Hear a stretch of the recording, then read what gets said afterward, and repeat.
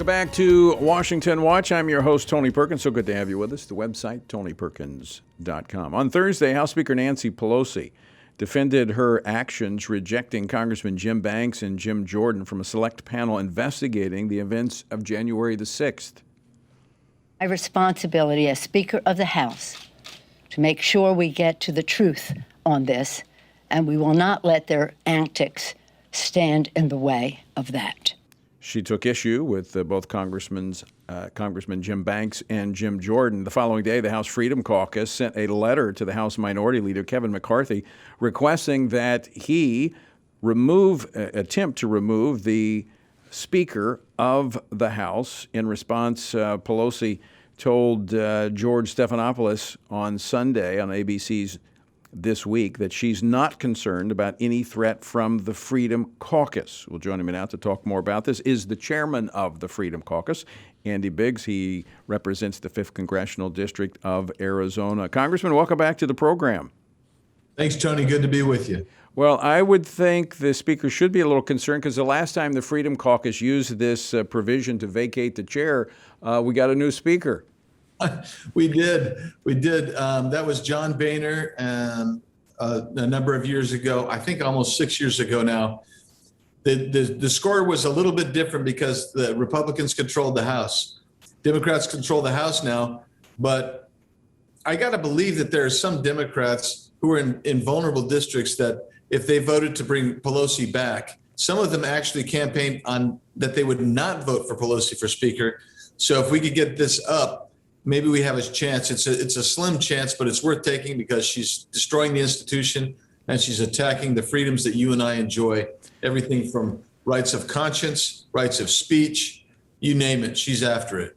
Well, you've talked about that in your letter to Kevin McCarthy. You talked about her antics, her totalitarian rule of the House, authoritarian rule, I should say, of the House, where you've got the mask mandate going through the metal detectors. But the number one thing I think that the Americans really understood what was going on here is the proxy voting that still is in place, that she has used when you have a House that's so narrowly divided. I mean, she just has a handful of votes to work with.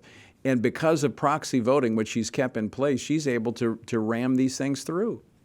That's exactly right. We have members that I don't know if they've been here more than once or twice in a year. They're still collecting a paycheck. Now they're voting from home. We've seen people vote from boats, people vote from other places where they're obviously on vacation.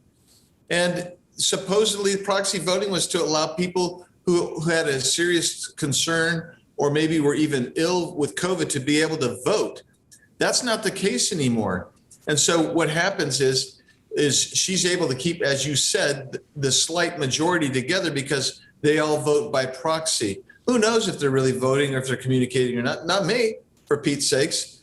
And the reality is Republicans come to work. We're a lunch bucket party. We carry our lunch bucket in. We do the job. We get it done. And then but the Democrats, they're trying to emasculate the institution, even with proxy voting. Okay, so Congressman Biggs, explain to our listeners what this provision is and how it would work. So one of the things Nancy Pelosi did when she took office is she had the rules changed, and the rule says that only one member, the minority leader or the majority leader, can bring a motion to vacate the chair. And the way it works is this.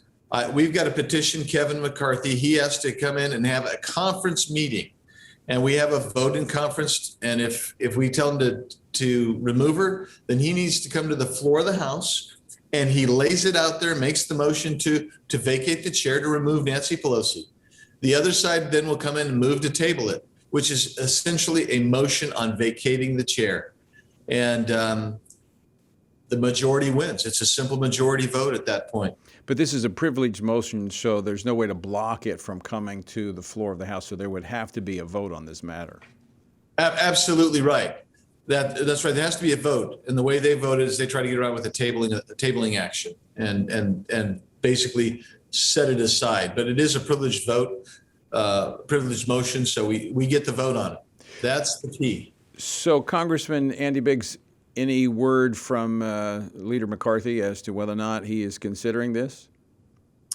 Negotiations are ongoing. I know that he wants to use it at what he thinks may be the appropriate time. So he's working on it, and I hope that he makes the decision to do that, because not only do we have the Nancy Pelosi problem, we've got the Liz Cheney, Adam Kinzinger problem as well. So a lot of things going on there. Yeah. So back to what was the final straw here was this select committee for January the 6th. The leader pulls back the 5 because Pelosi rejected your 2 colleagues, Jim Banks and Jim Jordan. But then she goes out and starts cherry picking Republicans who will line up with her. I mean, how's that going to sit with Republicans?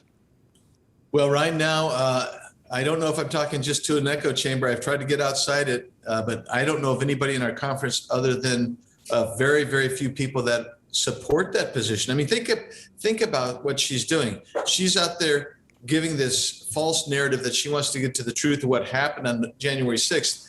And while she's saying that, she's getting people who've said they don't support Trump. They want to get Trump. They want to get Kevin McCarthy himself. They want to get the Republicans. They want to attack the Republicans. And those are 2 Republicans that have said that. So this isn't about truth, and nobody should be naive enough to think about that. They have to understand this is about Nancy Pelosi protecting herself.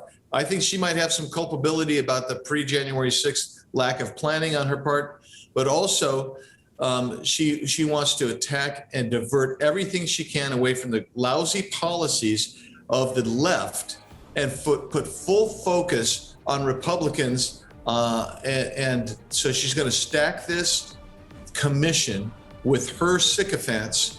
And don't make a mistake. Liz Cheney and Adam Kinzinger are her sycophants, so they can accomplish what she wants to accomplish, and that's to dirty up the Republican Party and Donald Trump and his supporters. Yeah, this is political theater at its worst, and that's exactly what she is up to. Always great to talk with you, Andy. Thanks so much for joining us today. We'll be watching this very closely. You bet, Tony. We'll keep you posted. All right, Congressman Andy Biggs, chairman of the House Freedom Caucus.